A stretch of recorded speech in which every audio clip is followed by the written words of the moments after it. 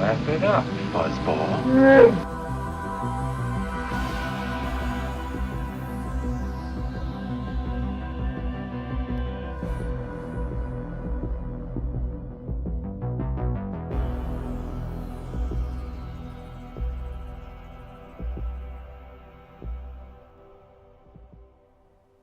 Welcome to Basement Dad's Pinball Podcast, where we talk everything entertainment. That's books, board games, movies, music, and of course, pinball. You know what the difference is between you and me? We've got George here as well. I make this look good. No, seriously, look at us. We are on Twitch here, guys. So we'll be your hosts for this evening. So hold on to your banisters, folks, because we got a heck of a show for you. Awesome intro. Yeah, it's the same as always. Yeah. No, really that's a solid intro. I would not complain about that. Ghost Flipper on the timing there. Also, I do have leveling turned off. Couple things here going for this this particular stream. Leveling is turned off. We're honestly once we got the full list of topics that we want to talk about today, we're probably not going to get to play any pinball, I'm guessing. Just being realistic here. We were shooting for like 30 to 45 minutes. We've got 6 hours worth of conversation topics to catch up on. Yeah, we like to load up our plate at the buffet basically of pinball topics. Yeah. I guess. Trying to think of what was the buffet in Fort Collins that closed down, but it was over there next to Cole's Golden Corral. There you go. Oh my God. I would we're the Golden Corral of pinball podcasts. Yeah, great. That's a great way to get sick because didn't they have like a chocolate fondue thing, like chocolate fountain? They may have. Man, back when I was in college, I would load up. Like I would not eat for a day and a half, and then I would go spend the $17 for unlimited food and eat until I would borderline force myself to throw up later, so that way I wouldn't have to eat for another day and a half. Okay, I had heard like I would kind of do the same thing when traveling to Las Vegas and doing like the buffet style stuff there. Mm-hmm. But I had always heard that like don't. If you want to eat a lot, don't like fast beforehand because it like makes your appetite actually Smaller. decrease. Yeah. I've heard the same thing. I just don't believe it. Okay. That's fair enough.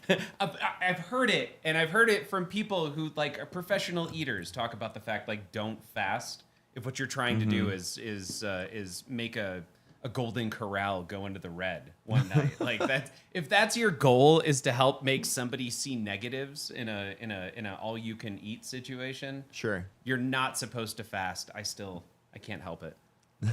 Dunk the chicken nuggets in the chocolate fountain. Don't judge me. Okay. We've got 4 different sections of topics tonight, Paul. We've got new pinball machines that we haven't discussed because we've been on hiatus for a while. Sure. We've got a couple of like just news related items. Okay. And then we have kind of the local going on stuff and IFPA related things. Right. We've also potentially, maybe we'll get there, talk about speculation on Game of the Year. And then we've also been playing some video games and I've been reading some books. Okay. I feel like that last topic might be the actual shortest. Yeah. I don't know if we want to just go into You want to start there? Sure. Okay. Why not? Video games. Okay. So, I've been replaying Red Dead Redemption 2. I never finished it. I did finish the first Red Dead Redemption years ago when it initially came out. But Andrea, I showed her Horizon as well, and she's very, very into it. Horizon Zero Dawn, it's where you're fighting like robot dinosaurs. I've never heard of this. I was thinking of it's a great Meta's game. Horizons application. It was like it's like an online world where you can hang out in VR. Okay. But that's not this. No. This is like a post-apocalyptic world where like AI took over. And they're basically. dinosaurs. Yeah, I'm kind of giving you spoilers because they don't, you are thrown into the world and like I was asking Andrea as she was playing if she thought she was on like a different planet or if this is just like a different world in general, like alternate timeline type of thing. Or The dinosaurs aren't the giveaway because, man, I was so disappointed there for a second. I thought the spoiler was that the dinosaurs don't show up until the very end. But you're saying the spoiler is the fact that it's Earth, AI. but yeah. AI took over. Right. Well, I mean, you kind of like it's a sandbox, open world type of thing. So you can actually go to Red Rocks in the game. Okay, cool. Yeah, it's there. But it's like all deteriorated and everything because once again, post-apocalyptic. But yeah, it's a cool game. She like the main character of the game is female character, and she likes to ride around on horses in video games and shoot a bow and arrow, and that's like exactly what you do in a post-apocalyptic Horizon, world. Oh, okay, got it. Yeah. Okay. Yeah, it's very like all of mankind is very tribal. Okay. But That makes sense. yeah, literally just started Red Dead Redemption 2, so I don't have much to say on it, and I'm playing through the part that I've played through again and again and again. So it's like, yeah, I know where I'm going still after years of not playing this game. But Andrea's just watching me, like kind of enjoying the movie. I find of the that's game. how I like certain. I actually really enjoy watching some games be played rather than participating. Sure. And I've watched a good amount of Red Dead Redemption because it does kind of play like a movie. Yeah, yeah. The story is like very integral and very well told too, because there's parts of it that your character wasn't there for, and so you never like. There's no flashbacks or anything, and you don't see it directly. You just hear about it through other characters' retelling of the events Of what happened. Okay, Yeah. cool. And, Show, don't tell. And there's a lot of like contradictions because everyone. Oh, because people have different Yeah, stories. Yeah, exactly. They put their spin on it. Mm-hmm. Okay, cool. Yep. I like that. So, books though. What books have you been reading? Well, wait a second. I was playing a game too. Oh, I wanted okay. I wanted to just add the book thing on that. I've been playing Sorry. I wanted to add the video game thing. I kept saying books. I meant I was playing video games. Wrong word came out there. Obviously need a little bit more. I've been playing Split Fiction on video game. I've got maybe about 4 hours into it now. And it's a co-op game from the same group that did It Takes Two. Okay. And the premise is there are two people, two ladies, Zoe and Mio, and they are both writers, and they're offered the opportunity to get published for the first time. Okay. But they go to this event. It is hosted by essentially like a crazy Steve Jobs persona, and they're being immersed into their own worlds via some sort of cool new VR technology that they created. Now, one of the girls, Mio, decides, I want out. This is too much. I don't want to be involved in something like this, but they force her into it anyways. She trips and falls into Zoe's little bubble, and now suddenly they're being forced into the same world. And you find out very quickly through these glitches that they're trying to steal the ideas from these writers' heads directly using this technology. Oh, okay. So they put you into your own world, and then they steal that world from you. Yeah, that's very Westworld. Yes. Now, the cool thing about this is that Zoe is a big, she loves fantasy. She's a fantasy author, and Mio is a science fiction author. So they're stuck in the same bubble, and every time they hit a glitch, you bounce between the two different storylines of either fantasy or science fiction, trying to find the next glitch. And every time you bounce, every time you do that, it's like a new type of mini game you get to play, which is super fun. So you're never playing the same thing twice. Nice. I'm not, hey, QDL and Methadone, I'm not going to spoil anything because I haven't made it far enough to spoil. Everything I just said was in the preview for that game. Okay. I gotcha. So that's the game I've been playing a lot of. All right. So no books. Notebooks. No books. No books. Oh, no, I do have a book, but no book for you. No book for me. What was the last book you read? I don't even know what kind of books you like to read. What was the last book I read? I think we talked about it on the on the last podcast, whenever that was. So 6 months ago. yeah. I think it was Hail Mary. Oh, cool. So science fiction, fantasy, or just science fiction more? Yeah, usually science fiction. I don't know. Andrew and I also just started watching. I've seen the first season of this. She hasn't seen any of it. House of the Dragon, which I did also read. I never read the Game of Thrones books. So you went straight to the, not Winds of Winter. I don't know what the House of the Dragon book is called. House of the Dragon. Oh, okay. Yeah, book is of the same name. I think I tried to read a Game of Thrones, the first book of A Song of Fire and Ice. But I didn't like the narration style in paperback form, or, you know. I like it fine. I liked it fine for the seasons of the show. Okay. That narration style I felt worked much better in visual media as opposed to printed media. Okay. But House of the Dragon reads like a history book. Okay. So, but it's And you prefer that?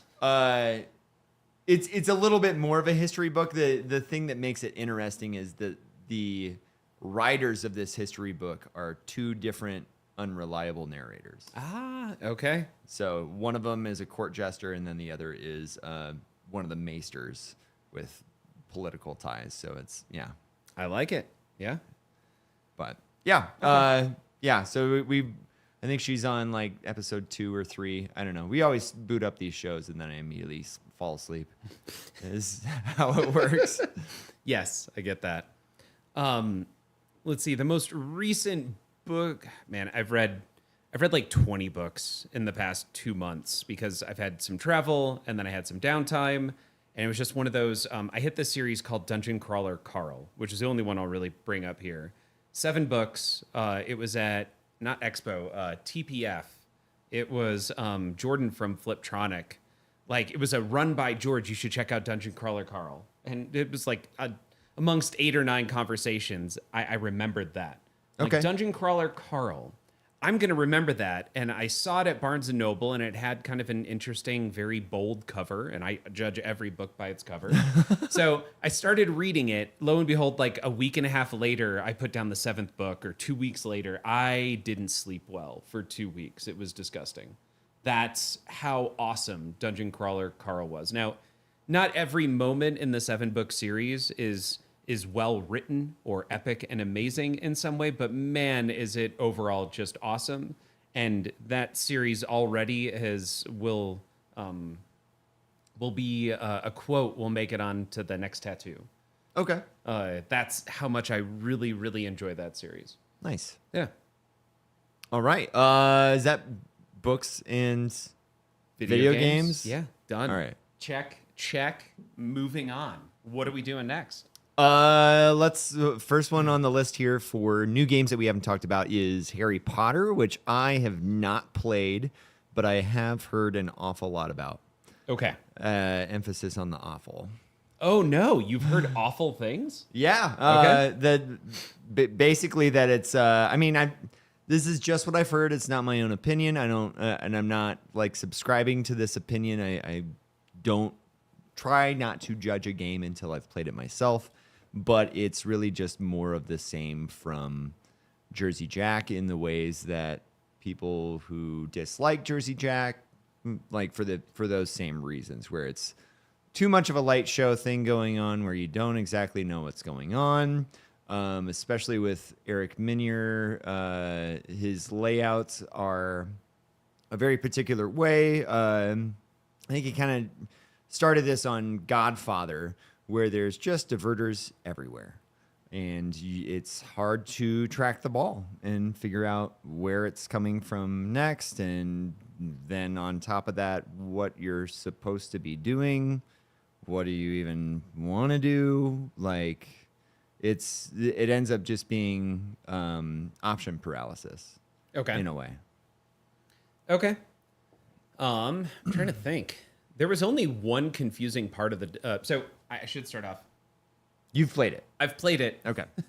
I have 2 games on it, and those 2 games I played for maybe about 40 minutes at Sip and Flip.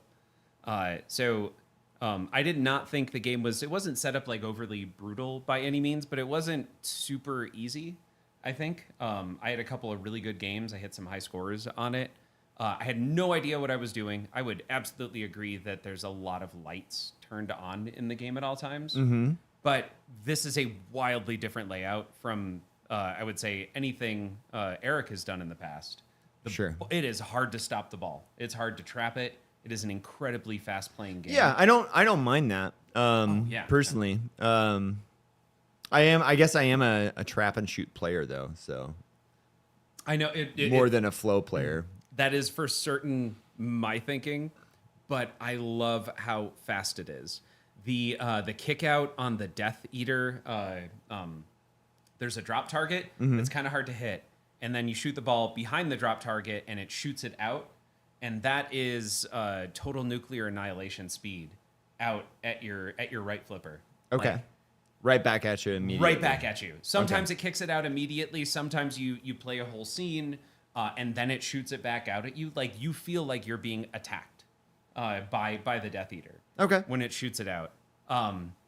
Overall, man, there is a lot. When you talk about the different, not so much diverters, I think the diverter got me once on the middle. There's an opportunity for the ball to either push it back down the middle or allow it to go all the way around. Mm-hmm. That was the only time the diverter got me. But the primary toy in the machine is a rotating is the stairs from Hogwarts. Right. And that because it's rotating, you really don't know where the ball's going to go. So it's not so much the diverters, but like the primary component of the game is to make you feel as disoriented as students are as they're moving around Hogwarts with that toy.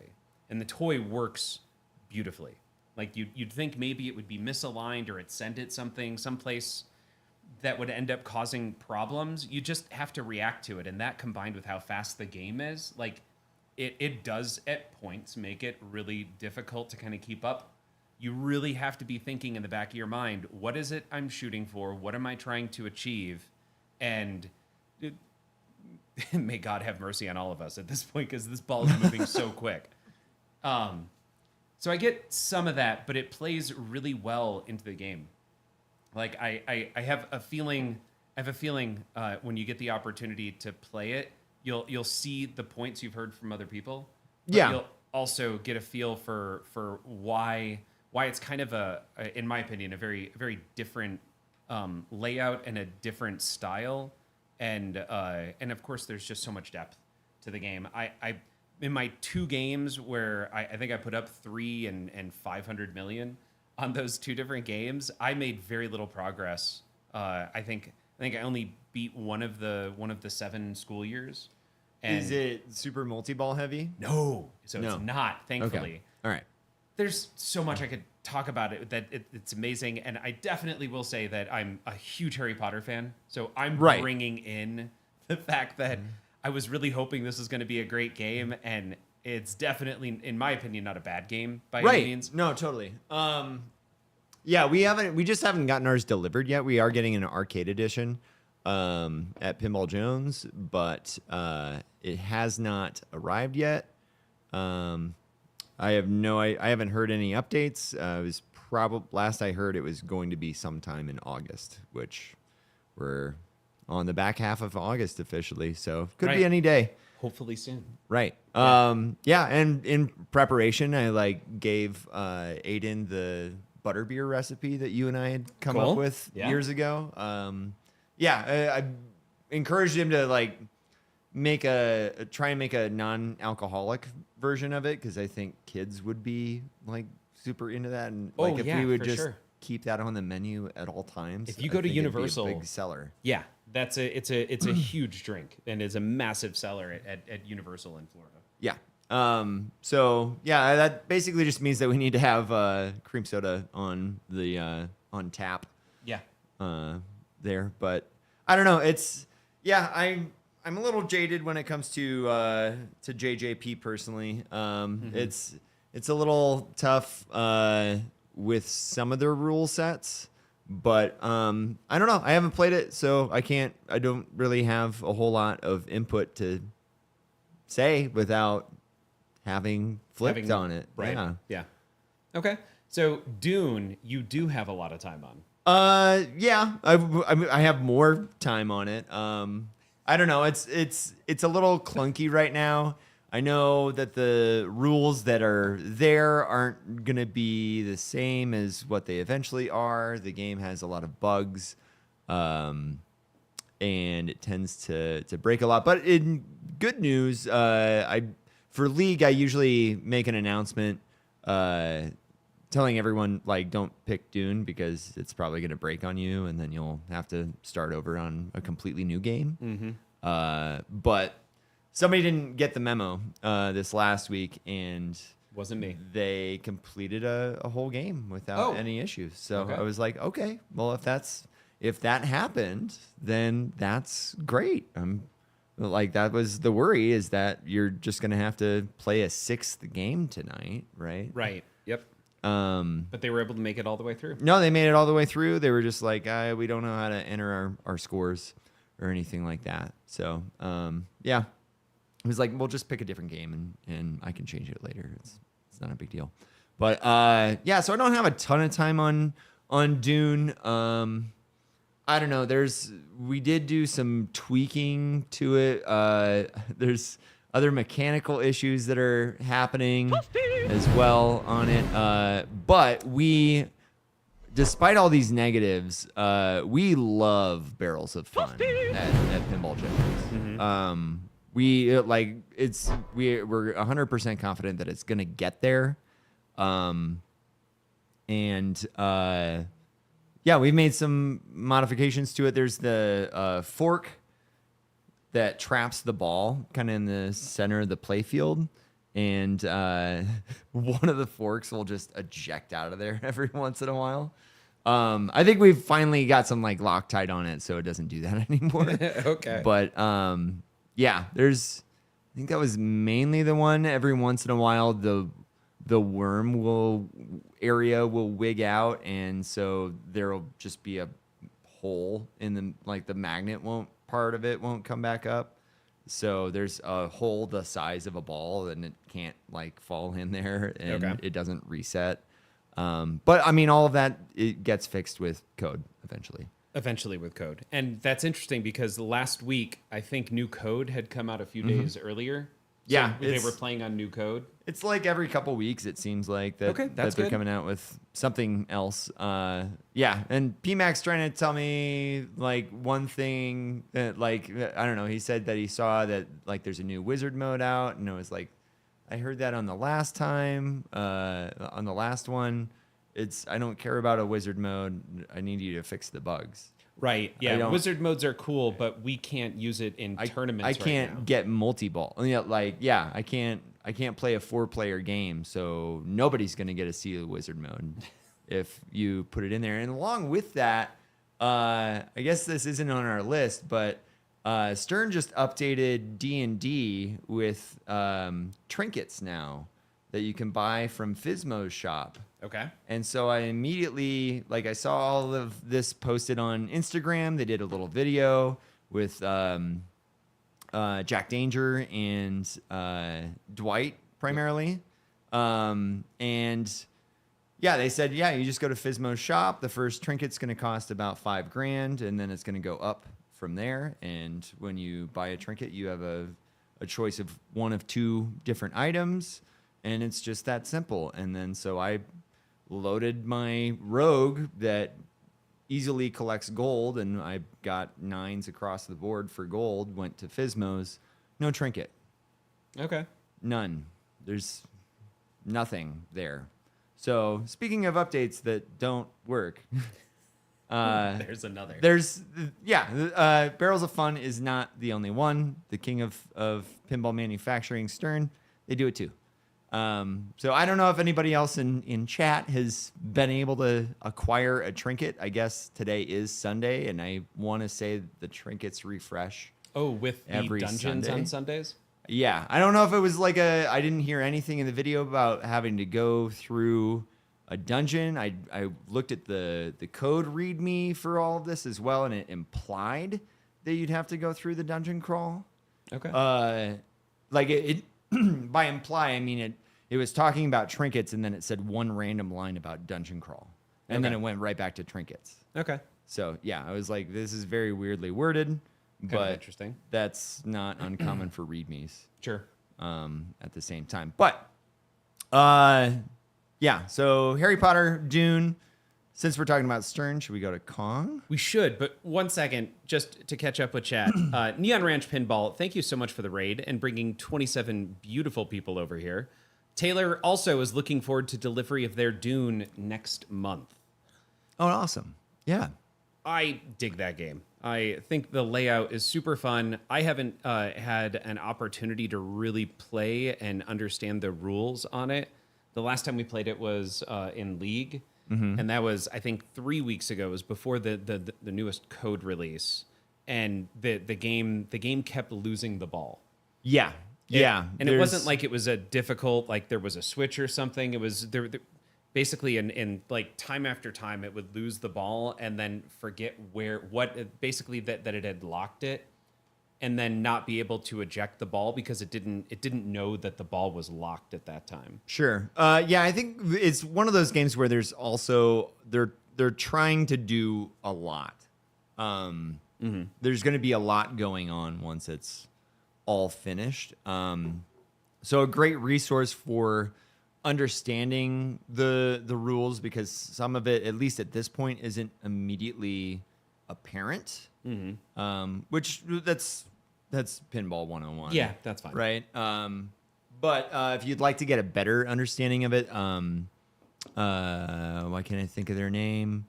The Pyramid dude. Oh, Dirty Pool Pinball is a Barrels of Fun employee and streams on Twitch cool. here. And it's been Dune often lately that he's streaming, and he is completely aware of all of the mechanical and coding issues, but we'll also try and spell out exactly what information is where that you can look at and all that kind of stuff. So I also didn't get to see the stream, but I know Carl booted up the other night to give the new Wizard mode a try.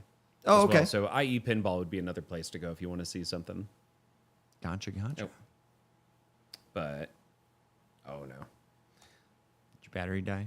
it's getting close. Uh-oh. All right, we're good. So next up, All right, King Kong. King Kong.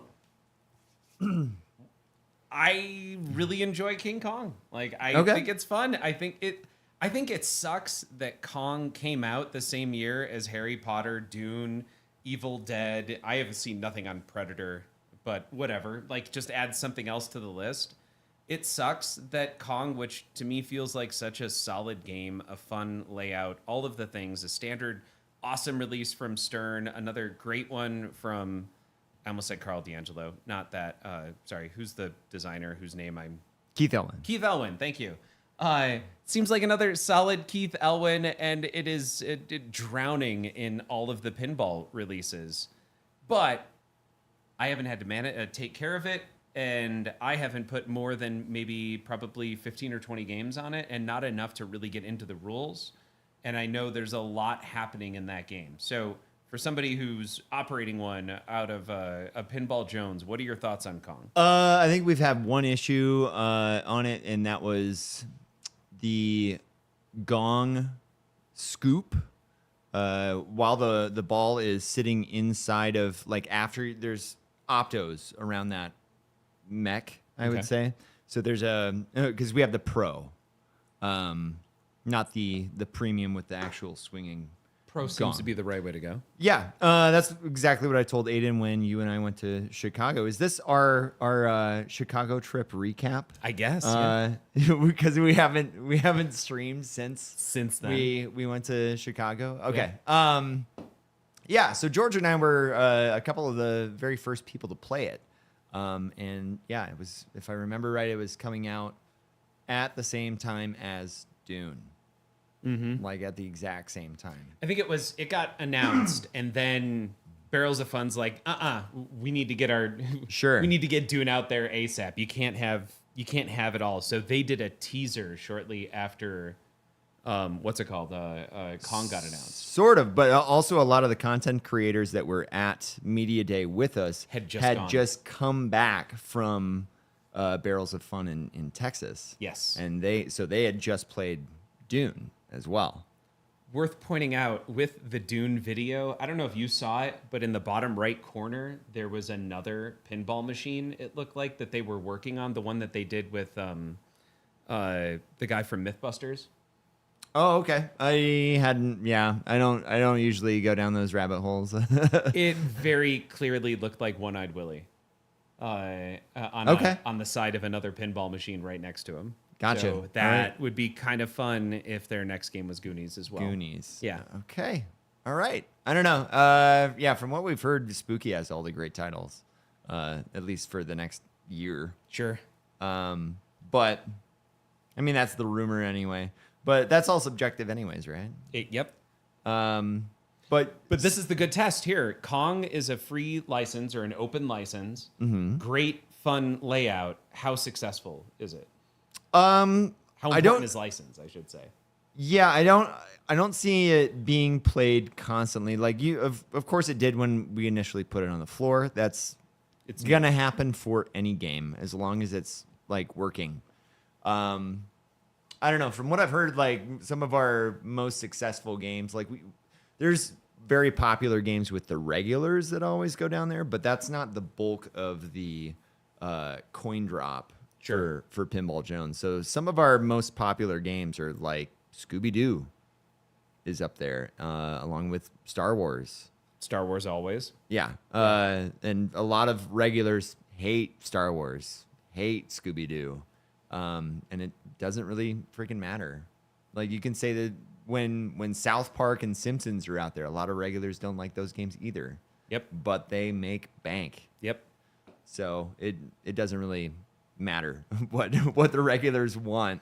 But the regulars are drifting towards Kong, but the people off the street are somewhat ignoring Kong at this point. Sort of. I don't know. It's. I think it's a very weird layout, and it's a little tough to get control of it. This same kind of thing is going on with X-Men as well, where it's a little too weird for people to grasp. Okay. Is I think what's going on.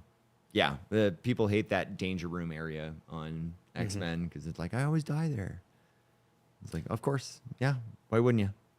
I want to point out something I just connected, which is that Kong and Harry Potter have very kind of somewhat similar layouts. Yeah, that's a good idea. Yeah. Just in case we lose the agenda. My laptop is going to die here soon, I think. Monkey Resist Twitch, welcome. Star Wars is one of the better coin drops still. And Stars into Dreams, I like Kong, but the gong is giving me some issues. False rejects, balls getting caught, and then issues tilt warnings while trying to get it out. That was the same issue that we came across even at Stern, actually. That was like my one takeaway is that I had so many rejects off the gong and the scoop on specifically the premium. Well, my boss Aiden asked me while we were in Chicago. He was leaning more towards like, I don't know, with the launch trailers. I don't know what was happening here in Fort Collins, but everyone was saying here in Fort Collins that King Kong looked like garbage. They were all going to pass on it, and Dune looked excellent, and they thought the artwork was amazing. And I was the exact opposite. I was like, I know this game by Keith Elwin is going to be a better player than whatever you put in front of me. And for additional clarification, this is what was happening while we were at the Stern factory in Chicago. Yes. The community was selling your boss on the idea that Kong looked like crap. Yeah. And I was like, I don't know what you're talking about at all. I don't get it. But I think I had heard or I had seen a lot of that stuff online as well. So I don't know what I might have been really missing from Stern's launch trailer for King Kong. I don't know. That made it look so bad. Maybe they desaturated a lot of the colors on it or something, because I don't know. Everyone was saying yeah. it People was something hated about the art when it launched. Yeah, and then I showed a lot of the haters my own footage from my potato cam here, and it was like, what the fuck are you talking about? Like this, it looks fine. It's an homage to Congo. It's gonna be a little green and foresty and purple in certain areas. Right. It's fine. Taylor pointing out that it's just theme. Honestly, that King Kong is whatever it's called when it's no longer covered under IP or copyright anymore, and it goes past that like 50 or 60 years. I can't think of it. I know what you're talking about. Whatever that is, that's what Kong is at, which is another reason I think Stern targeted it, because they don't have to pay anything for licensing at this point. Fair use, thank you. Fair use, thank you. Yeah, and then Mr. Scoot saying, is it something to be said that a lot of these newer games seem designed with hardcore pin players in mind? I think that's what you were getting at with kind of the funkier layouts. Is that the people off the street? Sure. I don't know. I can see X-Men being a hardcore pin player type layout. I don't really see King Kong necessarily being that way. It feels that way. Like as soon as I played King Kong, I was like, this is what X-Men wanted to be. Was my takeaway. I like X-Men. I think X-Men shoots amazing. I think the code is holding that back. I don't know. I have a lot of weird rejects. I'll hit that figure 8 shot and it won't go And it all just the doesn't way go up all the the way. ramp. Yeah, there's a lot of weird things that can happen. We got the plunger mod. It's not actually a mod for the plunger, but it's a mod in the back so the ball will make it all the way around. It still sometimes doesn't make it all the way around. But you're thinking X-Men is more for the professional players. Yeah. And what else recently came out that would be more for professional players? I don't know, you could almost say Dune, like anything that's going to be playing tougher, like out of the box. Dune is a little bit tougher. Jurassic Park for sure. On that same scale. Public domain, fair use in public domain. Thank you, by the way, Mr. Yeah, I think Steve. it's fair use is more like, oh, we're using a clip of a song or something, but we're discussing it, so that's fair use. Public domain is something that is the license holder's agreement has expired, so now it's public domain. So now Kong is public domain. Yeah, That's what. Okay, and going back to tough games, Godfather to me is an example of a game built for, I think, people who are incredibly advanced and understand the nuances of rules, and that is the only way to really progress, understand, and even hit a lot of those shots. Like it is it's a tough shooter. I don't know. It can get pretty nuanced though. Like I don't necessarily like being so binary about it at the same time, because I think Pulp Fiction can be a very brutal game, but it's also so simple. Simple. Yep. That it's TNA, same thing. Yeah, it's perfectly fine. So is the brutality with tied in with how much you have to learn about the game? So just looking at shooting layouts, and I'm just off the cuff here, X-Men and Kong are weird. Yeah. They are not fan layouts, right? Sure. Like Deadpool, to me, easy. Like across the board, everyone loves it. At some point, it depth-wise, it's a little too easy of a game. They needed to add something else there. But there's nobody that walks up to Deadpool like this game is built for people who've been playing for decades at all. That is an easy shooter. Sure. It's easy to figure out the shot paths on where things go, but step up to Kong, like, I'm going to swear, but what the fuck? There's so many crazy ass shots in that. Same thing with X-Men, which I'm just realigning it back to what when you step up before you know anything about the game makes you think that it's a little bit more complicated or maybe more for people who are already very familiar with pinball or have a lot of time playing pinball already under them. I mean, I don't know how to necessarily differentiate what I like about King Kong more than I like about X-Men. Just talking about the layout alone. But for both of them, like, you know where the ball's going initially, the entrance shots for pretty much any shot on King Kong, right? But where's it coming out where's it going of? to come out? Yeah, the kickback on the right side. There's that weird, so there's the center ramp, and just to the right of that center ramp, you have no idea where that's going to come out. The entire upper left corner, no idea. So you're talking about the spinner on the right, to the right of the center ramp.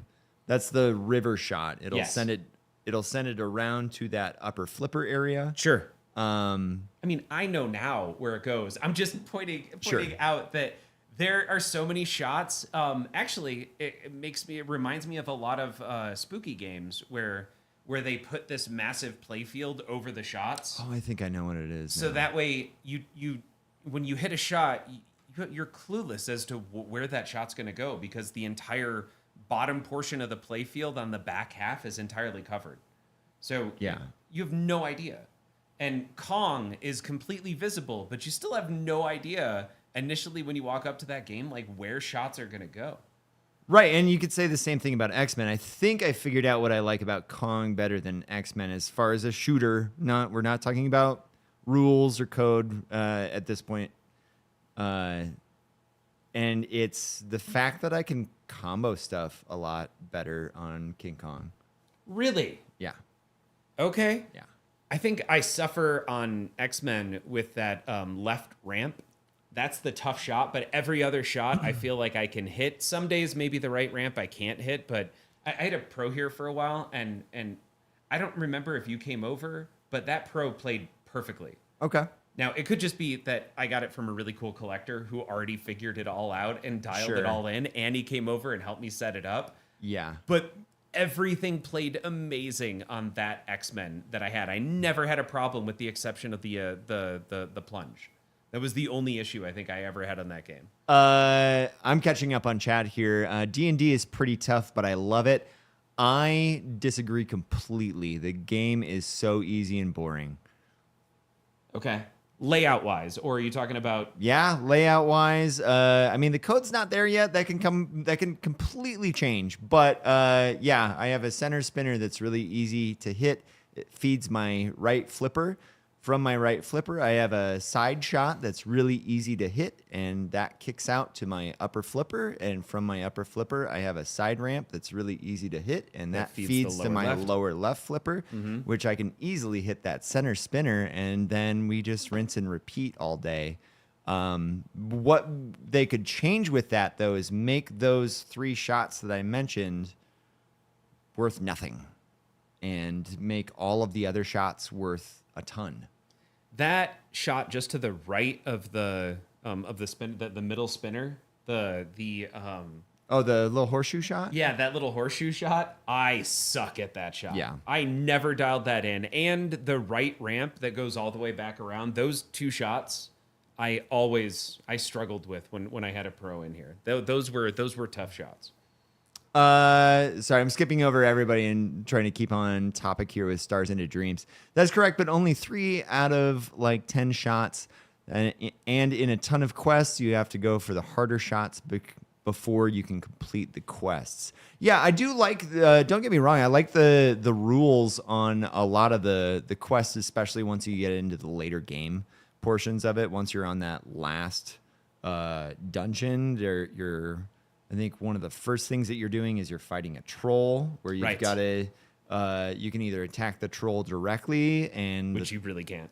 Did they change it? They did make the troll a little bit easier, so you can actually kill him, but it still is going to take you like 6 to 10 shots. You got to go for the troll bombs. Right. No, it's setting a trap. Traps. There you go. Right. Yeah. So you can hit yellow shots to set a trap, and then you need to hit a stand-up target in between them in order to activate the trap. Later on, there's you've got to hold down your action button to shoot a projectile at this flying creature.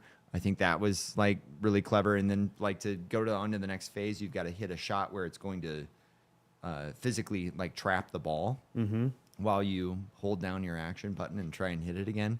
I think a lot of it's ingenious, but you've got to, in my mind, with the weakness in the layout, where it's so easy to hit these same 3 shots or combo them over and over and over again. Sure.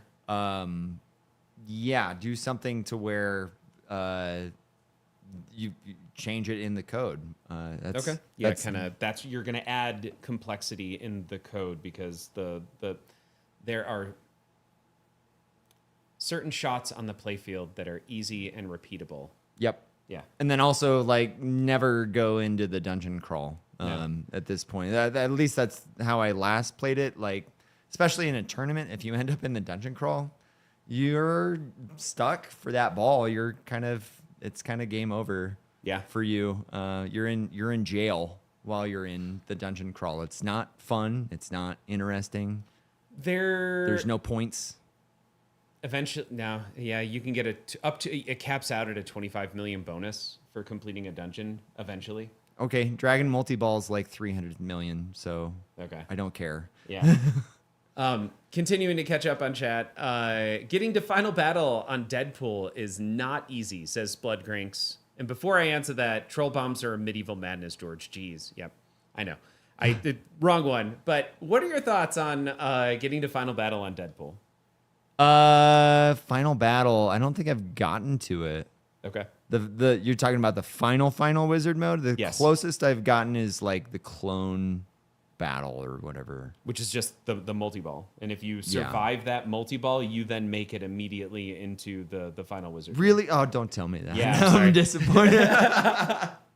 So, Splut Grinks, I hate to say this is going to be a humble brag here, but I owned Deadpool twice. The first time I beat it, I sold. First time I got to the final battle, I sold it, and I decided, you know what? I just love that game. It's super fun to shoot. I'm gonna get it again. I beat it twice. I beat it the first stream, the first night when I got it, when I bought it the second time. I beat it that night, and then we've continued playing it that week, and I beat it a second time that same week. It is, out of all of the most recent Sterns, to me, that is the easiest, least deep game that Stern has put out in a while. Including Turtles? Including, oh my God, I have never gotten to Cowabunga on Turtles. Oh, okay. That's fair. Sorry, I've been to Final Battle or whatever that isn't too awful. That's actually fairly easy to get to, but Cowabunga, I've never made it. Gotcha. What else do we got here? We got Mr. Scoot saying that's why Star Trek is my favorite pin. Everything is easy to read and shoot, but the game also feels like it has depth if you want that challenge. I love Star Trek for that exact reason. It's very simple. I don't know. You hear George Gomez talking about this quite often, where he's asking his designers or his design teams to do something with nothing.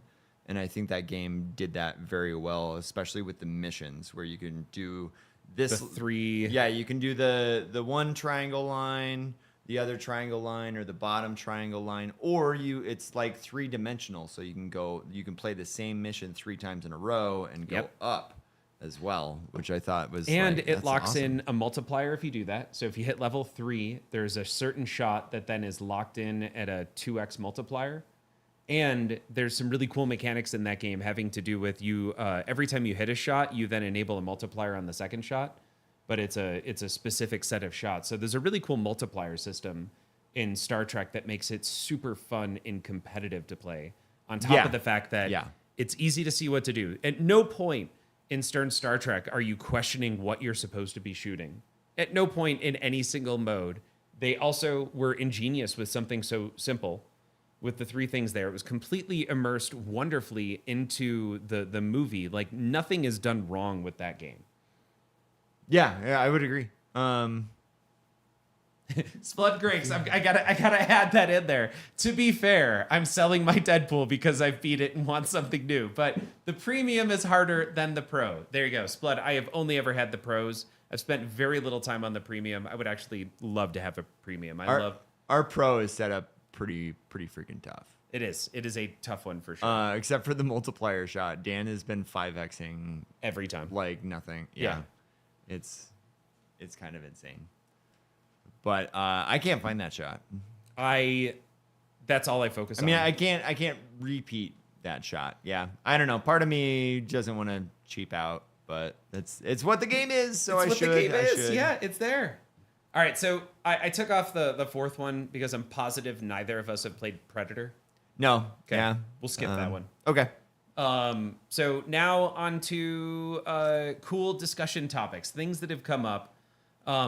There was recent talk about Spike 3 is going to be coming out with the next cornerstone from Stern.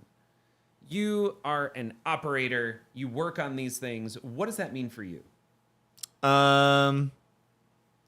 I don't know, not a whole lot of change. They've already been, like, Stern's pretty good about, like, slowly introducing things to everyone without them realizing it. So the menu system, at least at this point, as of the last update, we have a new menu system on King Kong and on Dungeons and Dragons. And so that's the Spike 3 menu system as well. So I've had a little bit of time to familiarize myself with it. I still don't know where everything is, but it's a lot easier to find than when I'm going through House of Horrors and I'm trying to turn on virtual locks, for example. Like, I've just done it every week for so long that I know that I have to go into the game adjustments on Elvira and go to setting 64 to disable the diverter the turn on virtual locks for garage multi-ball, and then go to setting 260. Yeah, there's like 300 game adjustments on Elvira. 260 to disable the trunk diverter on that one. So the stuff like that in King Kong or Dungeons and Dragons, there's no numbers there to really get like lost in the weeds with. It's all very simple. Okay. So you're expecting things to get better with Spike 3? Yeah, and it's been a long time coming. I'm sure you can pick your favorite podcaster who's been talking about pinball for the last decade, and they'll probably have an episode saying something, as early as 5 years ago, saying, "Oh, Stern's menu system is garbage. Like they came out with the Spike 2, and we're still in this dot matrix thing. They have an LCD screen. Why are we still looking at a dot matrix menu system?" So it's been a long time coming, but I think they wanted it to really be polished so that they could do a lot more with it for years to come. Yep, makes sense. The only exception to that I think we've seen is Spike 1. Spike 1 lasted like it was a small little blip. Ah, got it. That Stern didn't hang on to for very long. But for the most part, they hang on to their, I guess, properties for a while. Yeah, that makes sense. If you're going to go through any kind of a board change, you want to make sure that you also combo it with making sure your board has all the upgraded components, and that you have sourcing for all of those components, and that you have the ability to work with it. Like, let's say you want to work with Spike 3 for 10 years, just like they worked with Spike 2 for roughly about 10 years. If that's the goal, it's going to require some board refactoring, and you don't want to go through and spend hundreds of thousands, if not millions, on a board refactor for games like this if you're just going to waste it and you're going to end up switching to something else in 2 or 3 years. No, I was kind of predicting the next game becoming Spike 3 before George had officially said it, I think on Loser Kid. I think so. Yep. Because it was so heavily rumored that the next cornerstone from Stern is going to be Star Wars. And why would they have 2 Spike 2 Star Wars? I don't know. In my mind. Why would they do anything else in Star Wars at this point? Because a lot of people don't like the first Star Wars. The first Star Wars game. Got it. Yeah, the first Spike 2 Star Wars game designed by a designer who now works for a competing company. Sure. As well. So what license in Star Wars right now? Maybe Andor. There's a new Lego Star Wars television series coming out. Nope. I'm just not interested. It's gonna be episodes 4 through 6.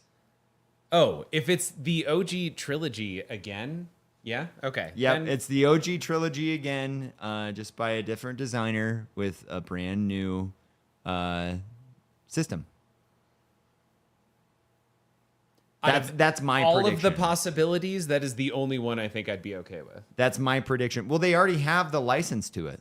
Why spend more money on a different license that some people like, some people don't like? It's a golden license. Like, it's not going to fail if it's episodes 4 through 6. I just don't. All right.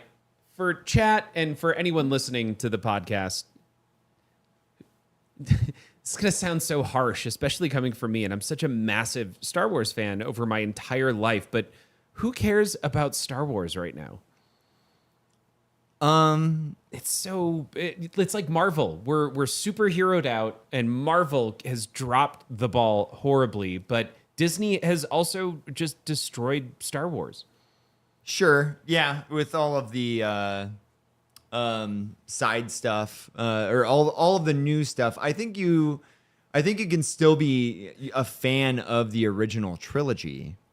I'm sorry to interrupt, but we're going through tariff issues right now. Mr. Scoop pointed out it'll be an exciting pin based on the blockades and taxation of the Trade Federation. Right. Which is fantastic reference to really the plot of episode 1. Right. Yeah, it was for kids and because they love all that political talk.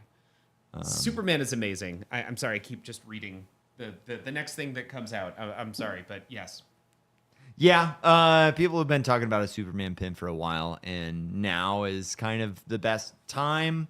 I can see that happening from somebody after we get a few more of those, a few more movies from that universe under our belt when it's, it's hot again. Like if this movie just came out and then now the pinball company manufacturers are scrambling for that license, that means we're not going to see another pin for a year if you cross your fingers really hard. And if it's a year, it's probably going to come out really shitty and half-baked. Yep. So yeah, it'll probably be a couple years once the next Superman movie comes out. All right, switching topics.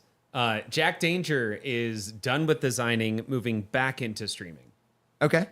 I heard about this. Yes, I had. Okay. I wasn't super surprised about it. I think it's like I think a lot of people took that as like super bad news, and it was like, no, they were just looking for someone to fill that role, and they had someone who had previously filled that role, but in an unofficial capacity, who is now doing a different job. So it was like, no, you belong like here. You want to do this. Like, I think that was another thing that like Jack was expressing interest in wanting to do a lot more of the convention type stuff. I'm sure as well. So yeah, it makes perfect sense to me. Not shocked at all. We do have one more game coming from him, by the way. Yeah, that he's currently working on. But from my understanding with the design process, like the designer kind of comes out with the design, and then after that, they don't really make a ton of changes. It's more of a leadership role for the rest of the team. Okay. I'm concerned. So there was Elwin, there was Jack, who did his second game. And that second game, both games shot very uniquely. Yeah. And that is not something every designer is really interested in doing. Not every designer is interested in coming up with a unique layout. So you have Elwin every time, completely unique layout, and love it. Then you had Jack, who had, I think, 2 fantastic layouts with X-Men and Foo Fighters. The hope is that X-Men will get there. Foo Fighters, I think, is a great game. Yeah, I love Foo Fighters. For me, Foo Fighters is, I would rank Foo Fighters above X-Men. X-Men just, like, with me being a tech and having it on location, it requires a lot of TLC to get it tuned in. Got it. That's my only real gripe about the game. If I was a homeowner with it, in my personal arcade at home, I'm sure I wouldn't be having these feelings because it's not getting all of the wear and tear that it is on location. But who else does Stern have besides Elwin now who pumps out unique layouts? Who's pushing themselves to do something unique at Stern with every release? You don't think Brian Eddy's layouts are unique? I think. Okay, let's look at. How did you describe D&D? It is unique though. I'll give it. Sure, you're right. Unique maybe wasn't unique with. I don't know how to describe it because absolutely Brian Eddy puts out somewhat unique layouts. Sure, I think he's. I love Mando's layout. I know it gets shit on all the time, but I actually really like that layout. Well, Brian Eddy is the king of fan layouts. He's come out with the 2 best ones. Sure. But you can't count those now. Why not? Huh? Because, okay, or count it, but that's basically Stranger Things.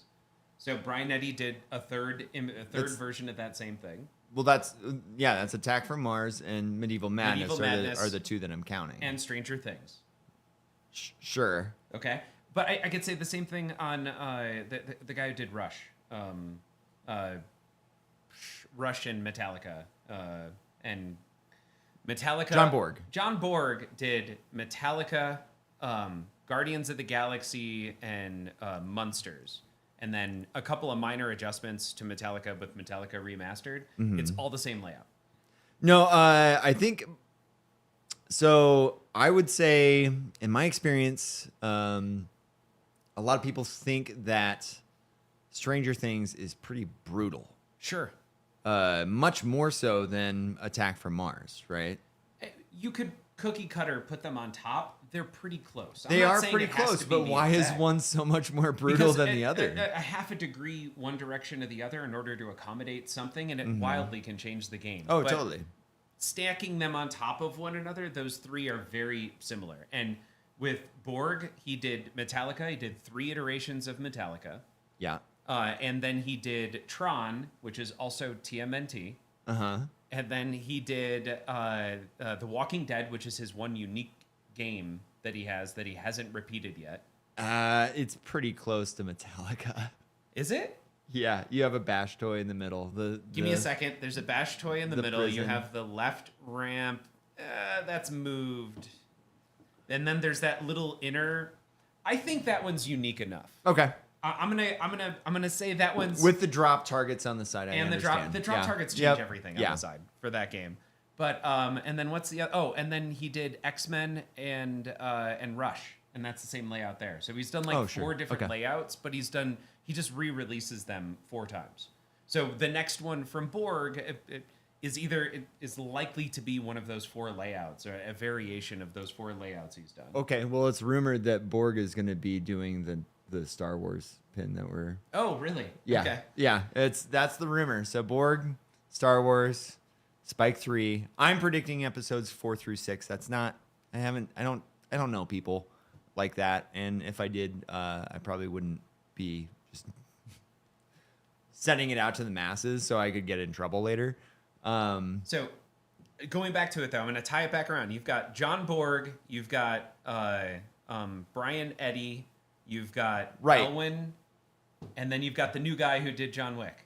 And John Wick pushed no barriers or did anything. Okay, so the new guy who did John Wick, whose name we can't remember, he was filling in for, like, somebody needed to design that game. Okay, so you're saying he's not even a primary designer. No, I don't think we're going to be seeing him coming back. I think he still has a role that he was fulfilling prior to John Wick. Yeah, he was a coming mechanical out. engineer. Yeah, So, right. Well, I mean, still is. Sorry, is the mechanical engineer. So now you've got those 4 designers with Jack gone, and you're not going to get the unique flowy layouts that are pushing the boundaries of what geometry and things can do. You say that, but I don't know. We just haven't seen a brutal, unique layout from Brian Eddy. You remember Shadow? Shadow was, but that doesn't count now. It was 20 years ago. But it's a brutal, unique layout from Brian Eddy. But it doesn't count with new things coming out from Stern. I say all of that not upset at all with Brian Eddy. Brian Eddy develops a very different layout from what Jack and what Elwin were doing. So your prediction is that, going back to Borg though, is that the Spike 3 Star Wars game that we're going to see is going to be the same exact, maybe mirror image layout as Walking Dead, which will be perfect because they're also rumored to be about remastering Walking it, Dead, so they can just flip the playfield over and then paint that side. The sun is shining, but the ice is slippery. If we're going to talk about the Shadow, I love the Shadow. It is a wildly unique experience, and for sure, we just got the legs on it back in the catacombs, cool. So it's being shopped right now. Nice. You may see it soon at Pinball Jones. But yeah, I don't know. It's so who else? I mean, who else do we have there? I had heard that Elizabeth Gieske is now in a designing role. In a layout designing role? Yes. Okay. Yes. I'm behind whatever she does. I love when she was involved with Jaws and all the code stuff, all the rule set stuff that she's doing, because I think she writes a lot of the code for the rules, but is also designing the rules as well. And so like that game theory stuff is like ever present in her mind. Cool. From my understanding anyways. Okay. So you're not concerned that Stern is losing something significant with Jack moving into a role that befits maybe more of his Yeah, what it's he his, brought it's his into it. wheelhouse. For sure. Yeah. I don't know. We'll have to see with his third game if people really miss it. In some ways, like X-Men was kind of a miss for me. I don't know if how much of that has to do with the code, which is not at all Jack's fault. Sure. Right? Yeah. The fault of the team as a whole, maybe, but Jack individually, no. But there's something unique and weird about Keith Elwin's layouts that I like better than Jack's. Yeah. If I'm playing favorites, I don't know why I would like. I don't know. I think both those guys are great personally. Sure. I think they work really hard and love everything that they do and bring a lot to the community in their own way. And I don't know. But yeah, personally, there's something magical about Keith's games that it's like almost there for Jack, but it's like just not quite. Had he had more time, I think, as a designer, Sure. right?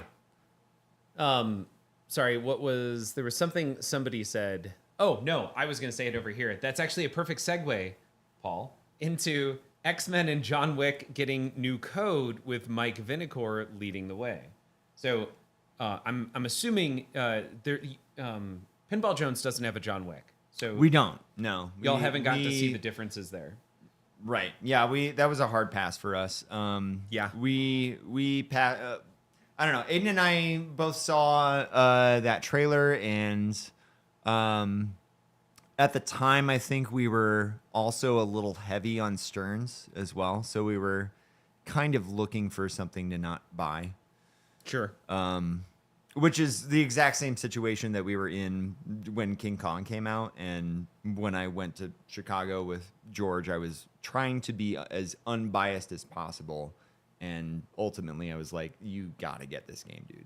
I can't say like it pass on it at all. There's nothing to hate about it. Mm-hmm. I don't know. The only thing that I hate about Keith Elwin games is his 180 ramps, and there's no 180 ramp on King Kong. So you didn't get that, which is kind of cool. No, yeah, exactly. Yeah. But yeah, for I don't know. In a way, Mike Vinecore is kind of reprising a role that why can't I think of his name right now? Lyman fulfilled years ago. So Walking Dead was in trouble. Lyman came in and and made took it care of all go right. away. Yeah. Yeah. So I think that's awesome. MXV had a hand in pretty much every single Spike 2 game until Jaws. Oh, okay. Yeah, he does a lot. And I think when Jaws came out, he really moved in full time into the light show for the expression lighting kits. Yeah. Because Stern, I think, was way behind on getting those out for a lot of the games. Yeah, and they created a special bit of software just for Mike to program the lighting because Mike has such a massive history in music. So he does the lighting, the light shows for all music pins. Like that's a major component of his job is to do that. Yeah, and I don't know. I think Mike is the right choice for all of this. Like he's, from what I can tell, he's probably an amazing team member. Yeah. Because he's usually so humble. Like even with the lighting shows, when we were in Chicago and I was talking to him, he was like, "Oh, did I get this right?" Like whenever he was programming all of the songs for Rush, for example, or for Foo Fighters, he's like, did I do this right? Like, is this working? Is it okay? And people are like, "Dude, this fucking rocks. This is amazing." it's crazy the amount of depth that goes into it because Vinicor has 50,000 or more. I don't know how many records he has. His house is just records. Yeah, he's a vinyl head. He understands music, and it goes into the crazy light shows. Like, he walked us through some of what he did in Metallica, having to do with the fact that, like, the first time an album was released at one point, it came out on green vinyl, which is why there is a green tone to specific songs. Like, it's the deepest of deep cuts invested into what he programmed in, and he put so much thought into it. And that, to me, is why I'm excited about Mike being involved and helping rebuild some of these, because that's not a persona that you like throw at something 10% of the time. It seems like that's what Mike brings into everything. Everything he does. In a way, it was. I think he did a really great job with the expression lighting programming role, but at the same time, I always thought that he was a little. His talents were a little wasted by just doing that alone, type of things. Like, so all of if you've ever gotten an MXV skill shot, those are Mike's initials. Yeah. So he'll play test a game and be like, hey, I just did this weird thing. Did you know that you made it that way? And the designer's like, dude, I have no freaking clue. Yeah, congratulations. That's now a skill shot that we're going to name after you. And that kind of shit. So yeah, I don't know. I think they're putting the right people in the right spots at Stern. And I think some people are like taking it as a negative thing. And I think it's just, they're like, no, these people, like, why would we make I don't know. Did you ever hear the theory that on The Office that Michael Scott was a really, really good salesman and that they just put him in the management role where he was terrible? No. Yeah, that's the backstory is that he was originally in sales before he got promoted. Yeah, and he's a terrible friggin' manager. He should have stayed in sales.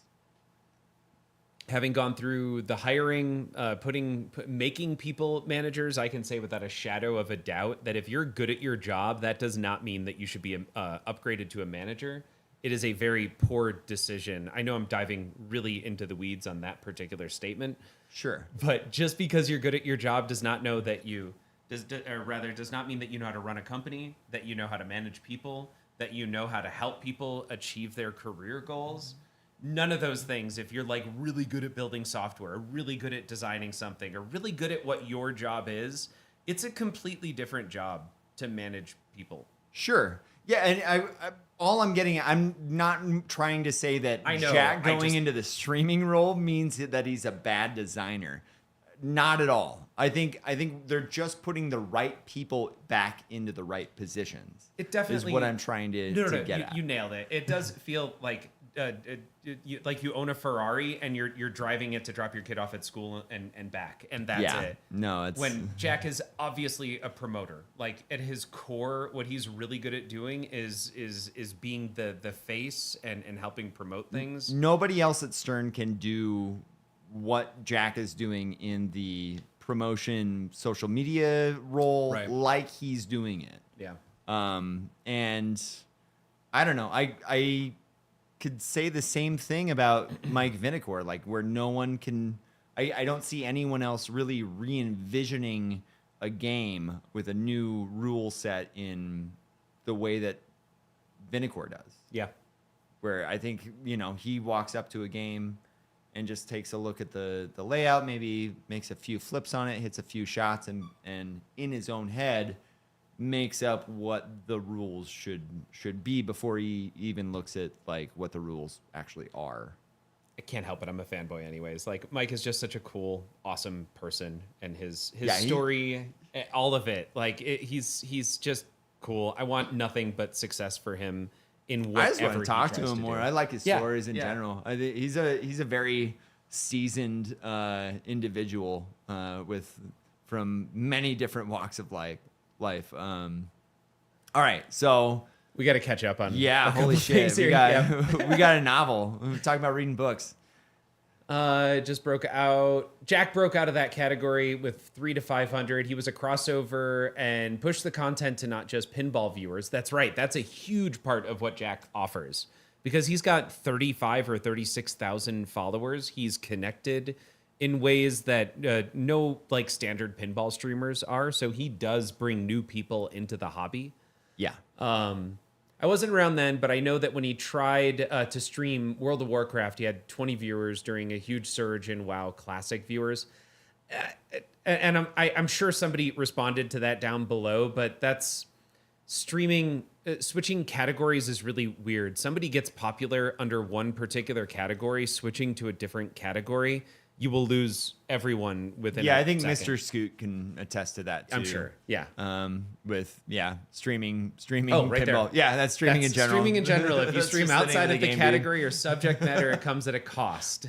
If I don't play retro stuff that people don't show as much, Jack's viewers are pinball people for sure, but I don't know if they are the type of people who watch everyone in the category, you know? Well said. But Sela following up, but that's my point. Unless we're misunderstanding each other, I don't think pinball bleeds out into other viewership well. They sent a few streamers, John Wicks, and there didn't seem to be any effect on viewership overall for the category. When Worlds or something made it and was promoted onto the front page, it just seemed like we broke 2,000 viewers instead of 800 to 1K, and there was a lot of trolling and harder to manage chat. Yeah, okay. I want to add something to that. Worlds, sorry. I'm missing. The World Championship, I'm guessing. Oh, okay. Gotcha. Yeah. Either the stuff in Riverside, Indisc could be it. There was Worlds that happened. I don't actually know where it happened most recently, but any of the big events, especially if they're promoted, maybe bring in 5K people at most. Being realistic, pinball will never be a big hobby. It might get more popular, but pinball is never going to ever become comparable to video games or any of those other categories. Yeah, it's too expensive. It's not. It's not realistic. I fully agree that it could become more popular than it currently is. It could continue growing. The medium that you show these competitions isn't live streaming though, where it takes 8 to 10 hours to complete a tournament. At best, a lot of these major ones where you've got ZMAC putting up an hour-long game on King Kong, it's just, yeah. Dan was telling me ZMAC and Walt were playing King Kong at one of the one-ups, and yeah, it took like an hour and a half for just those two people to complete that game, and I was completely unsurprised. Sure. And that's one game. So it needs to be a highlighted thing. It needs to, if you're going to put cameras on pinball and broadcast it to lots of people, it needs to be highly edited and just kind of show the highlights. So there's no, anytime that you're cutting out back and forth with the other player, shifting and who's playing the game, all of that gets cut out. It might even be more interesting where you just cut one player's all three balls together, and then you cut the next player's all three balls together instead of alternating between all of the different players. But ultimately, doing it live doesn't work unless you've just got so many rigs where they kind of do it like golf in a way. Where you just switch. Yeah, kind of look at somebody 6, for a little now bit, we're and then on we're going to hole jump over there. 13, and yeah, that type of thing. But even then, pinball ain't golf. We're not athletes here. It is a sport, but I wouldn't consider us athletes. There is an endurance factor to it, but it's not like I train for it. You do train for it. I practice. Sure, you practice a lot, and in fact, look at someone like Dan, who went from barely having played any pinball to ranked very highly in Colorado because he is practicing all the time. I wouldn't call that training exercise though. No, I wouldn't call it That's exercise. what I'm getting at. But you're saying, and then you're what's the word? You're saying that exercise to athlete. It's a In the little traditional interesting. sense, this was like our first freaking episode. We did about, talk about that, yeah. But like baseball people, there's very little exercise in baseball. I don't know. Center field, how much exercise are they getting out there? Like, I don't know. It doesn't maybe stop jog them it from every once in a roiding while? out. That's for sure. sitting on the couch is a sport. There you go, Mr. Scoop. Perfect example. Bowling. I'd say it's comparable to bowling. Yeah, totally. It's Yes. skill based for sure. Bowling, darts, billiards, it all. Whatever that Pinball. is. Yeah, that category of lawn bocce ball, like it kind of fits into that too, a little bit where it's just a little weird. I played Wolfman. I played baseball right up until high school. I played football. I played football a lot longer than I should have. That was I'm the same height now. Just make me 70 or 60 pounds less in high school, and I played right up until senior year. Okay, we went off the rails, which is what this podcast Yeah, should have been we called. do that all the time. But Yeah. I've got to defend myself. Hold on. Brooklyn, the pitcher, sure, there's one. And the catcher has to sit constantly on like low to the ground, which is a lot of working out with like your legs. But what's first base doing, man? How often is first base running? Like, there's not a lot of physical activity in baseball. It's more than bowling. I'll give you that. The category of sports that are better when you drink beer while competing. Brooklyn, you're absolutely right. There was a better example. Bowling was for sure a better example, but let's compare baseball to soccer or baseball to football or baseball to basketball. Baseball, those are not comparable sports in terms of athletic, like how much exercise is involved. That said, obviously there's a lot of baseball fans in the chat. I did not mean to be offensive. There is a better example, and bowling was a much better example. Should have gone with cricket. Cricket. No, cricket. I honestly, I haven't watched an entire It's the game of same cricket. thing. It's just you're not going to find as many cricket fans in the chat. But okay. Oh, because I got it. Yeah. It caught me a while. It took me a second to catch up there.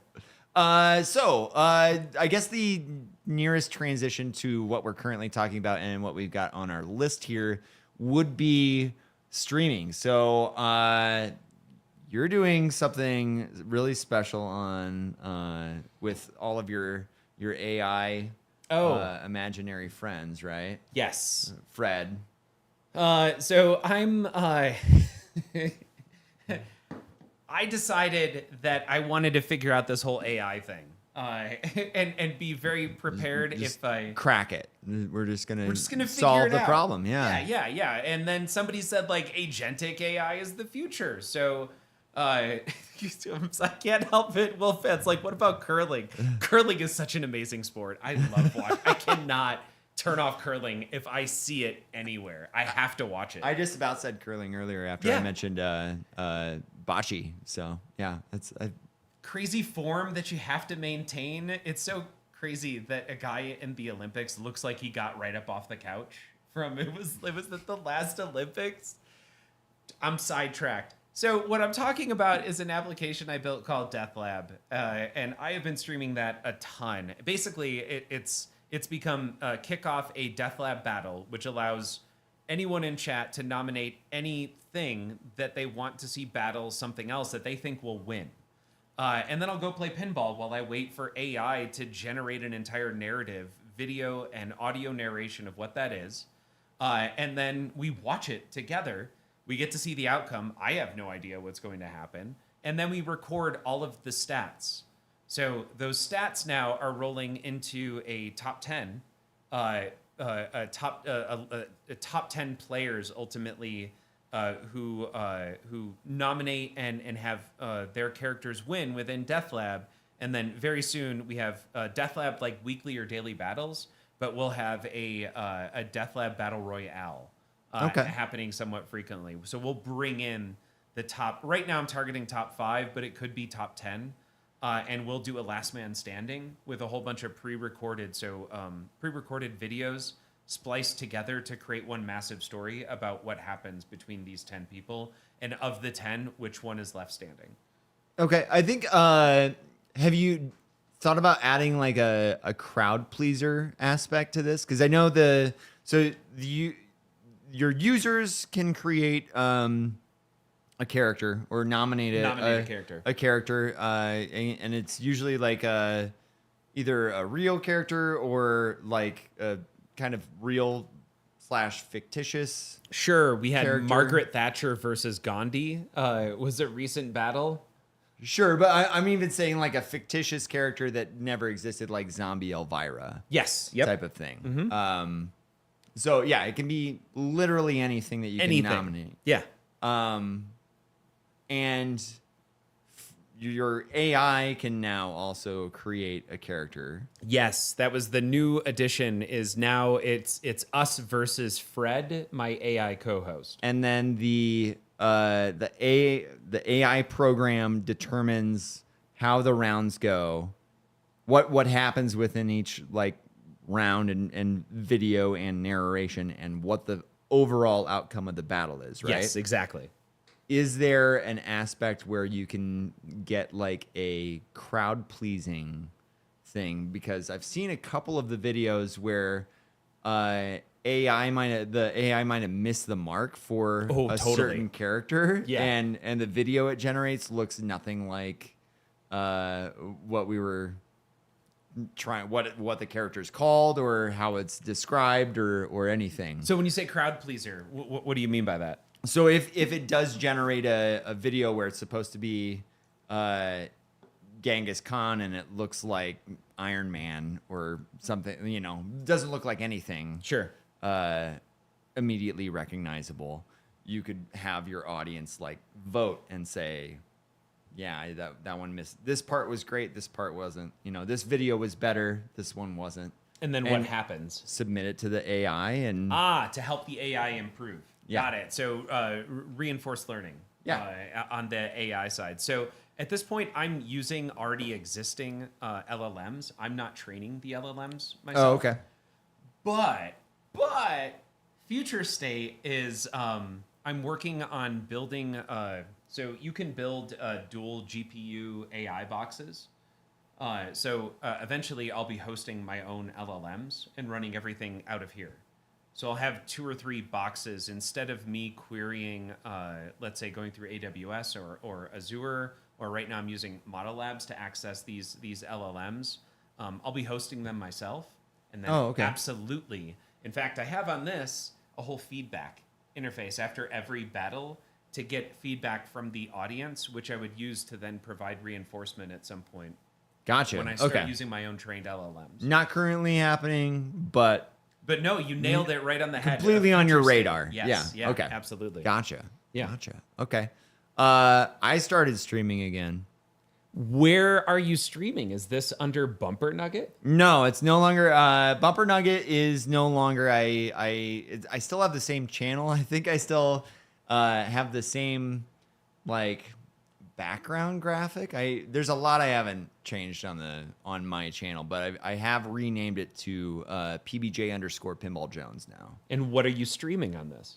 Just all of the games at Pinball Jones. Okay. That's where the rig has been collecting dust for like the last 3 years, and you've been up my ass several times about why this isn't why people put these rigs together for collecting, just to sit there. Yeah, collecting dust. Uh-huh. But no, it's going well. I ditched the foot cam, at least temporarily. It's not on there anymore for now, but that's not to say it won't be. I've been much more concentrated on getting the team set up. I've got Dan and Jerry helping me out on Tuesdays primarily, but it's really whoever can pop in for the stream, because we have all of our Stern Insider connected games on Tuesdays are a quarter a play. Okay. So, and it's not like overly busy like it is on Mondays. Mondays are a madhouse when we have $8 free play. Yeah. But realistically, if you're just playing Stearns, you can spend $8 and play way more. There's no way that you can At a spend quarter a play. $8 at a quarter of a play when we're only open from 5 to 11. That's 32 games, assuming you don't win any games, like win any free games. Yeah. No matches, no replays, none of that. Get out of here. Yeah, it's a huge deal that a lot of people aren't really taking advantage of. And I don't know. We have league on Wednesdays. The rest of the week is varies in how busy it can get, with maybe the exception of Sundays. Sundays are usually kind of slow unless it's a tournament night. So I might start to stream on Sundays too, but for now it's just on Tuesdays from 5 to 11 Mountain Time. So just open to close. Now, there's something unique that you're doing on this stream, I think that that's worth calling out, having to do with the sound. What are you doing that's so different from other? I'm trying to figure out the sound. Our levels are terrible, but I have a Bluetooth headset with like an extension set up cleverly within the arcade so that I have full range on all of the games. So there's two-way communication between the whoever's hosting at the booth, whoever's commentating on the game, and whoever's actually physically playing the game. So you can, if you're like, the idea is that, I've never played a Labyrinth. What do I do? And it's a lot easier for me to like tell you, hey, if you hit this orange circle shot like 3 different times, it's going to change where it goes. And if you do that, you'll collect Ludo, and you can up your points on your next mode, So type of thing. But it's way easier to do that when I'm in your ear Yep. versus over your shoulder, where, like, I don't know, there's some awkward presence with someone standing behind you the whole time. Like, once you have a headset on, it very much feels like there's no longer any judgment. I know we're on Twitch, and that's completely the opposite of what people do on Twitch. But yeah, just face to face type of thing. I guess it's not face to face, but over the headset, it ends up working out really well. Well, and on top of that, there's 2 more things about that. One, typically on location, you don't have the person actually playing at the game, especially if you have another area where people are kind of watching and commentating, Right. where they can talk remotely to the person who's playing the game. So that's unique, and I love that. The other thing is that if I'm talking over your shoulder, not only can that be kind of weird, kind of feeding you information, but I'm also not speaking into a mic when I'm doing that. Right. So the chat gets to follow along with the suggestions, and there's actual dialogue that happens that chat gets to be a part of. Pinball Jones is here in Fort Collins, Colorado. Not here, as in like this spot. We're in Fort We're Collins. here at Pinball Jones.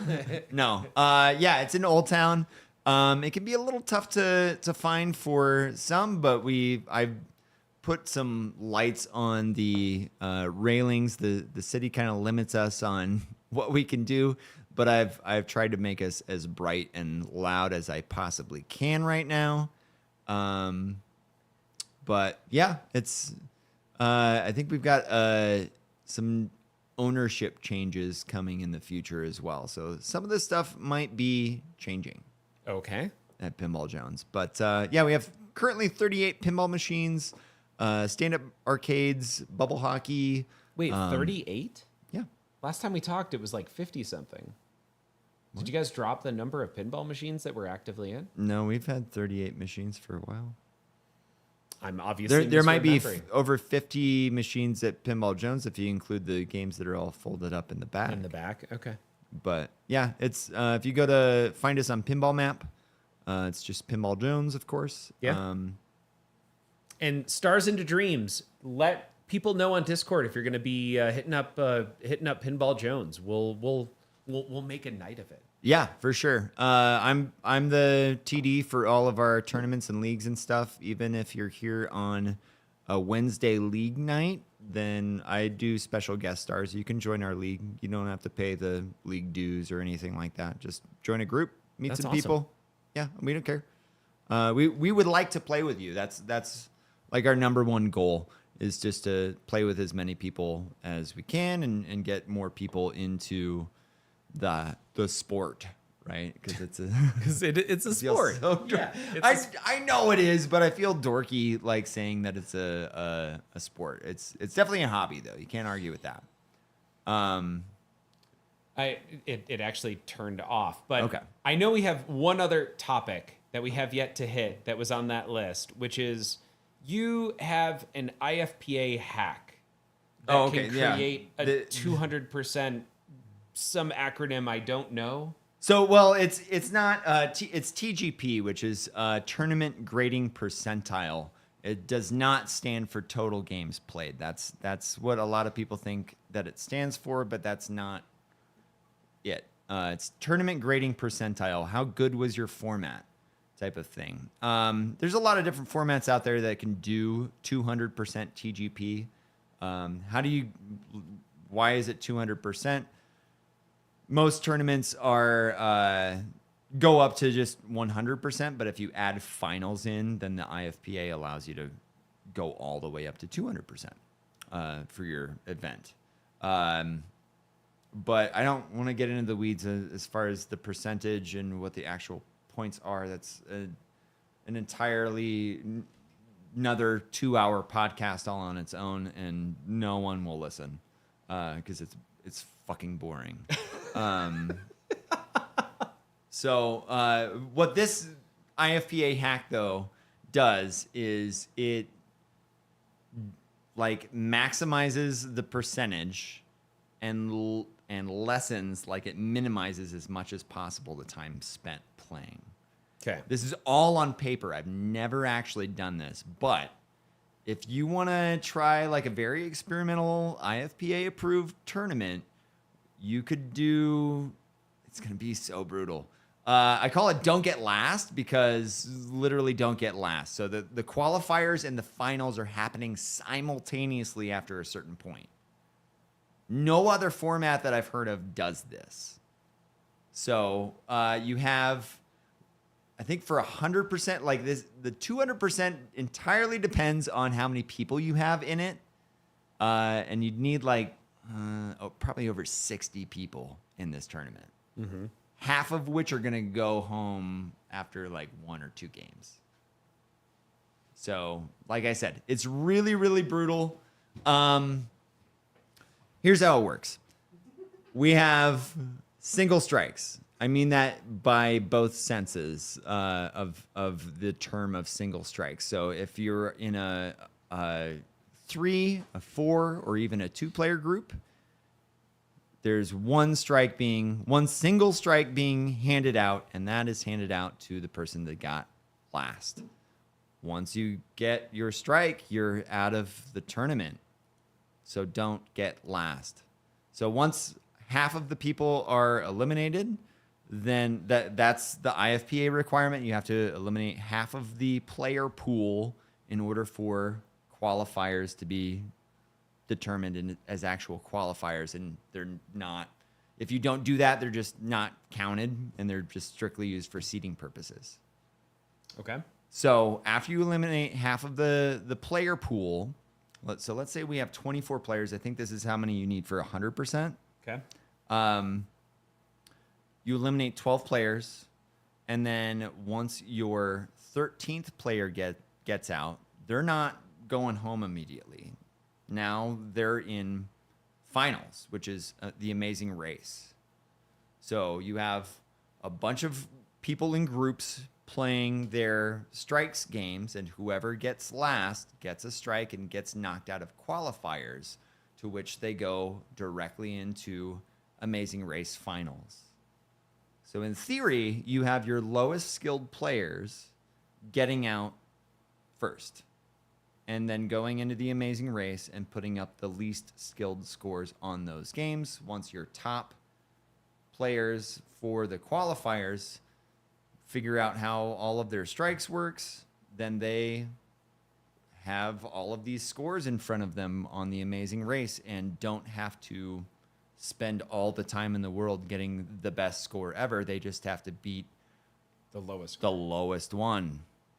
And that the Amazing Race is kind of broken as far as IFPA TGP format's considered, because it's for every game that you play as a single player and don't finish, it's the IFPA counts it as a 2-player full 3-ball game. Okay. So that's the IFPA hack. Got it. Does this sound fun to me, where you could potentially join a tournament, get last on your very first game, and go home? No, it does not sound fun. That's the kind of the problem, but I am going to run it. I'm still going to run it. It'll be an invitational eventually that we're probably going to stream on a Tuesday, because once again, if it's Amazing Race Finals, how would you feel about dropping $1 into Godzilla and having to beat 5 million? I think I could do that. Okay, and you feel fine about putting $1 into the machine to do that? I think so. Most people don't. Most people don't like to. Oh, got it. Because you put in a full Spend- $1, but you yeah. only have to get a 5 million score. Yeah, and as soon as you, and once again, we're talking about time here. We want to be fast, so I so don't want Tuesdays you, are even though quarter you're play. safe. I don't. You're good. You need to move on to the next game. Because there's going to be a lot of games in the Amazing Race. Got it. If there's 12 people in finals, that means I have 11 Amazing Race games. That would be funny if you end up having to spend something like $30 or $40 on quarter drop to play this game, but you only win max Yeah. like $30 or $40. Yeah. No. So the way I would do it is absolutely free outside. I'm not going to put the games on free play. It would be on a Tuesday, so all of the Amazing Race games would be Stearns, where it only costs you $0.25 Okay. per play. That makes the most sense to me. And it would be winner take all, where I'm seeding the pot personally. Okay. Yeah. And at 24 people, it's 100% TCG, TPG. TPG, TGP. TGP. Got it. Okay. Tournament grading percentile. Yeah. And how many players would it take to hit the 200? It's like 60. Okay. But if you have a large number of people, you could play this and get 200% TGP. Yes. Okay. Yeah. Yeah, it works out a little weird because, like, even though you have 24 players, that turns out into 6 groups of 4. If only one person out of each one of those groups is getting eliminated, then you're reducing it from 24 to 18.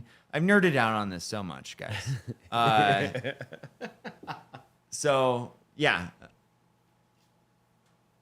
it's very broken. It's extremely broken. And I think the first time I would do it, I wouldn't even rank it. I wouldn't submit it to the IFPA. I just want to see how long it takes, because it's supposed to be friggin' fast. Is the idea. Yeah. Like how any other event that grants 200 TGP, that's an entire league for us. That's a 7-week league if you include finals. Is a 200% event, and we barely get there because we do best 4 out of 6 weeks. So even though we're doing 6 weeks, everybody gets 2 drops, so it's really only counting 4 weeks and then the finals to juice it up to 200%. Okay. But I don't know. I'm curious if, like, I don't know, that's with these 24 players, if I did an invitational, that's only 100%. And how long, in the end, the finals are 11 games of Amazing Race. That's not nothing. But I don't know. Anytime I've seen Amazing Race, there haven't been qualifiers before it. I don't know if anybody in chat has seen an Amazing Race tournament I have yet where to there play in are qualifiers before it, but it makes the most sense to me because you don't want the person who's likely to win the whole thing. You don't want Escher being the first in line for Amazing Race because he's going to be, the next. It's going to slow it all down. It's going to slow it way down. Yeah. And imagine Escher going up and then somebody this is their first tournament. So Escher puts up like 2 billion on Godzilla and then the next person puts up 20 million. And now that's the new score to beat. So why did we waste all that time watching Escher put up 2 billion on it? Right. When now the goal for only one person was 2 billion. And then for everyone else, now it's 20 million. No, I like that it feeds itself nicely with the person ultimately who's out first is the one setting the base scores. So there's an assumption that those initial scores that they're playing are going to be lower, which should speed everything up. Right. And any other format that you see, you do your qualifiers and then your qualifiers end and maybe there's like a lunch break or whatever. Sure. Or dinner break. And then finals start. They're two very separate things where certain people go home. With this one, it's like, no, you got last in your group, you're done. Unless you're the top half, in which case now you're just playing more games. You're just the first on the next game. So it can all happen at the same time.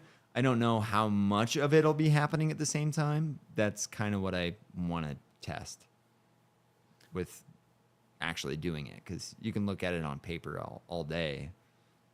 I don't know. I already know it's not going to be fun. I think it could be fun. I just like the idea of a fast tournament, and I don't want to. I hate dumping 8 hours into a pinball tournament. Well, good news. You can get. You could be out in 25 minutes. Yeah, exactly. Splud Grankston says, "Sign me up." And I do also want to finger point at Mr. J. Crane and Brooklyn Pin, who both asked for that level of detail. That's on. What kind of? The level of detail I gave. No, before you started, I love weeds. This is great. Oh, okay. And that TGP calcs, I would watch as I have no clue. So those are two people who were asking for more it's details. so boring, guys. No, you did it. We're there. You don't, yeah. There's a TGP calculator on the IFPA website. Just read that. Nobody needs to read that one. There does not need to be an audio book for that. And, yeah. You did it. You bored me. That's what I'm here for. And that's it. That's the agenda that we had here for today. We had a couple of items that I crossed off because we're at 2 hours. So now we're after midnight. We will not be talking about Dory Hill, which is happening next week. No, not this time. No, not at all. You'll have to talk to us after we get back. I did forget about Dory Hill. There was 3 topics. There was 2 others we didn't hit as well, but we'll have to have an after Dory Hill episode. Yeah. Are you going? I can't. Are you going to Dory Hill? Yeah. Are you going to Dory Hill? I'm going to Dory Hill too. Okay. If we really want to make people sit on pins and needles until we actually come back and don't leave to go get a pack of cigarettes forever, your real dad did. Yeah. No. We're gonna find out next week if when we go to Dory Hill, if this is in fact the last one, the very last one. Yeah. Goodbye. On that note, I have. Do you have a corny dad joke ready to go? No, I don't. I do have one for you. Fantastic. Did you know that singing in the shower is fun until you get soap in your mouth? Because at that point, it becomes a soap opera. Lovely. Mm-hmm. Loved it. That's all we got on this episode of Basement Dads. Paul, I'm looking forward to the next one. We'll see you guys next episode. Thank you. Yeah. Thanks, guys.